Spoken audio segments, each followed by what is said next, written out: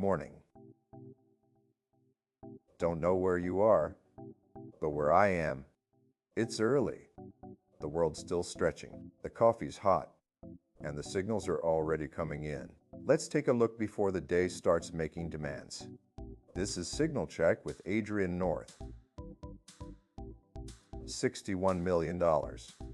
That's what the Department of Justice just seized in Tether, the stablecoin that's supposed to be stable. But this wasn't some legitimate fund gone sideways. This was tied to what's known as pig butchering scams.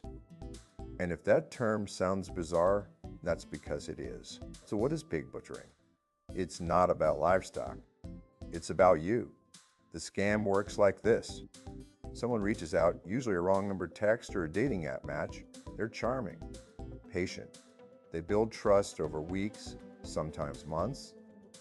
They show you their lavish life, their investment wins. They fatten the pig. That's the victim. By making them feel special, connected, ready to trust. Then comes the investment pitch, crypto usually. High returns guaranteed. They guide you to a fake trading platform that shows your balance climbing. You're winning until you try to withdraw. That's when they ask for fees, taxes, one more deposit. And then they vanish. The butchering. The DOJ's seizure this week, $61 million in Tether, is a massive hit against these operations. But here's the thing. These scams are run by international crime syndicates, often out of Asia, and they've stolen billions globally. Red flags to watch for?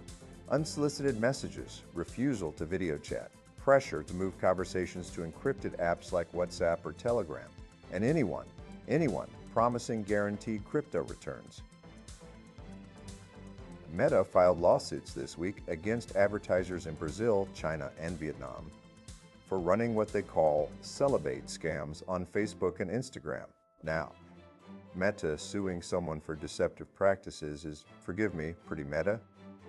I mean, this is a company that's faced endless scrutiny over how it handles user data, misinformation, algorithmic manipulation. So yeah, when I saw this headline, I chuckled. I'm not defending the scammers. Celeb-bait garbage clutters feeds and tricks people. It should be stopped. But there's something almost poetic about Meta taking the moral high ground on deceptive advertising when their entire business model is built on algorithmically optimizing attention and engagement, often at the expense of, well, truth. The lawsuits target advertisers who impersonate celebrities to push bogus investment schemes or miracle products that's genuinely harmful. And Meta says it's taking action. Good, but let's not pretend the platform itself doesn't enable a whole ecosystem of manipulation. This feels less like accountability and more like damage control. Maybe I'm cynical. Maybe it's just too early for this level of irony. And now, space. Weapons in space. BBC Science Focus ran a piece this week saying some very weird weapons are being launched into orbit, and that's only the beginning. The details are sparse, but the implication is clear. Militarization of space is accelerating. We're not just talking satellites anymore. We're talking active weapon systems, kinetic projectiles, laser platforms, maybe worse. Here's what gets me. We're already filling low Earth orbit with junk, dead satellites, debris, fragments from collisions. Kessler syndrome, the cascading chain reaction of space trash, is a real threat. And now we're adding weapons to the mix. One day we're going to be talking to our grandkids saying, I remember back when the sky was dark at night and blue during the day. Because at the rate we're going, the night sky is going to be a light-polluted mess of satellite trails and orbital clutter.